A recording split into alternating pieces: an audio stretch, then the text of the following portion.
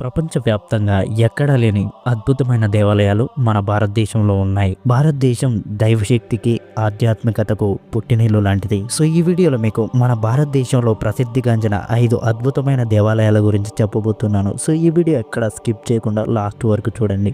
ఈ ఆలయాల్లో మొదటిగా చెప్పుకోవాల్సింది ముండేశ్వరి దేవి ఆలయం.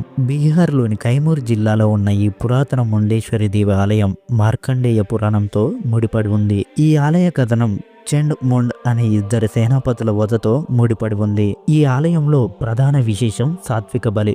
బలివ్వడానికి ఇక్కడికి మేకల్ని తీసుకువస్తారు. ముందుగా బలివ్వాల్సిన మేకని ఈ ఆలయంలో ఉన్న అమ్మవారి విగ్రహం ముందుకి తీసుకొని వస్తారు. ఇక్కడ ఉన్న పూజార్ల సమక్షంలో ఆ మేకని ఆ అమ్మవారి విగ్రహం ముందు పడుకోబెడతారు. కానీ ఆశ్చర్యపరిచే విషయం ఏంటంటే ఆ మేకకి వారు ఎటువంటి హాని తలపెట్టరు. అక్కడ ఉన్న పూజారి ఆ మేకపై మంత్రించిన అక్షంతలు చల్లగానే ఆ మేక కొద్దిసేపటి వరకు నిర్జీవ స్థితిలోకి వెళ్ళిపోతుంది. అలా కొద్దిసేపటి తర్వాత పూజారి మంత్రించిన అక్షంతలు మళ్ళీ ఒకసారి ఆ మేకపై వేస్తాడు. ఆ మేక మళ్ళీ యథాస్థితికి వచ్చేస్తుంది. ఇలా అమ్మవారి బలి పూర్తవుతుంది.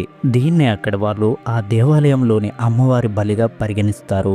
ఇక నెంబర్ 4 లాతూ దేవత ఆలయం. ఈ ఆలయం ఉత్తరాఖండ్లోని చమోలి జిల్లాలో ఉన్న తేవల్ బ్లాక్ వానాలో ఉంది. ఈ లాతూ దేవత ఆలయానికి వచ్చే భక్తులు నేరుగా గర్భగుడి లోపలికి ప్రవేశించకూడదు. ఈ ఆలయానికి వచ్చే భక్తులు ఆలయం నుండి 30 అడుగుల దూరంలో వాళ్ళ మొక్కుబడులను చెల్లిస్తారు. ఎందుకంటే ఇక్కడ వాళ్ళు నమ్మేది ఏంటంటే నేరుగా ఆలయం లోపలికి ఎవరైతే ప్రవేశించుతారో వాళ్ళు గుడ్డివారవుతారని అక్కడ వాళ్ళ నమ్మకం.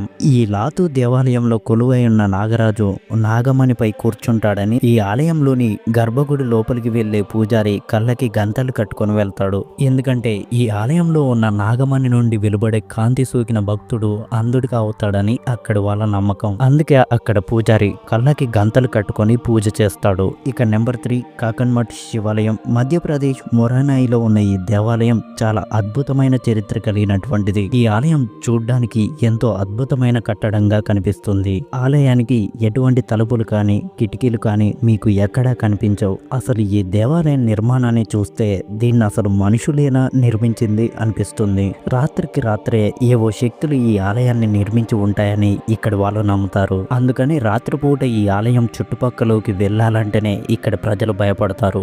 నెంబర్ 2 శ్రీ మురుగన్ ఆలయం. తమిళనాడులోని కన్యాకుమారి నుండి 75 కిలోమీటర్ల దూరంలో ఉన్న ఈ ఆలయం. ఈ మురుగన్ ఆలయాన్ని 17వ శతాబ్దంలో బ్రిటిష్ వారు ఈ ఆలయంపై దాడి చేసి ఆలయంలో ఉన్న నిధితో పాటు పంచలోహాలతో చేసిన మురుగన్ విగ్రహాన్ని దోచుకెళ్తారు. అయితే బ్రిటిష్ వారు విగ్రహంతో పాటు సముద్ర మార్గం గుండా వెళ్తుండగా వారికి ఒక పెద్ద తుఫాన్ ఎదురవుతుంది. వారంతా ఆ తుఫాన్కి భయభ్రాంతులవుతారు. విగ్రహం తీసుకురావడం వల్లే ఇలా జరుగుతుందని చెప్పి ఆ విగ్రహాన్ని సముద్రంలో పడవేస్తారు. మరుసటి రోజు ఒక భక్తుడి కలలో మురుగన్ కనిపించి సముద్రంలో ఆ విగ్రహం ఉన్న చోట ఒక నిమ్మకాయ తేలుతుంది, వెళ్ళి చూడు అని చెప్తాడు. చెప్పినట్టుగా ఆ భక్తుడు అక్కడికి వెళ్ళి చూస్తే నిజంగా తేలుతున్న నిమ్మకాయ కింద విగ్రహం కనిపించింది. 2004 డిసెంబర్ 26లో తమిళనాడులో ఎంత భారీ సునామీ వచ్చిందో అందరికీ తెలుసు. అయితే ఈ సునామీ వల్ల తమిళనాడులోని కొన్ని మైళ్ళ వరకు చాలా గ్రామాలు నాశనమయ్యాయి. కానీ ఆశ్చర్యపరిచే విషయం ఏంటంటే అక్కడే ఉన్న మురుగన్ దేవాలయం మాత్రం ఏమాత్రం చెక్కు చెదరలేదు. ఇక నెంబర్ 1 పద్మనాభ స్వామి దేవాలయం. కేరళలోని తిరువనంతపురంలో ఉన్న ఈ దేవాలయం అత్యంత ప్రాచీన కాలం నాటిది. ఈ ఆలయంలో స్వయంభూగా శ్రీ మహావిష్ణువు కొలువై ఉన్నాడు. ఈ ఆలయంలో ప్రధాన విశేషం ఆలయం గర్భగుడి కిందున్న నేలమాలికలు.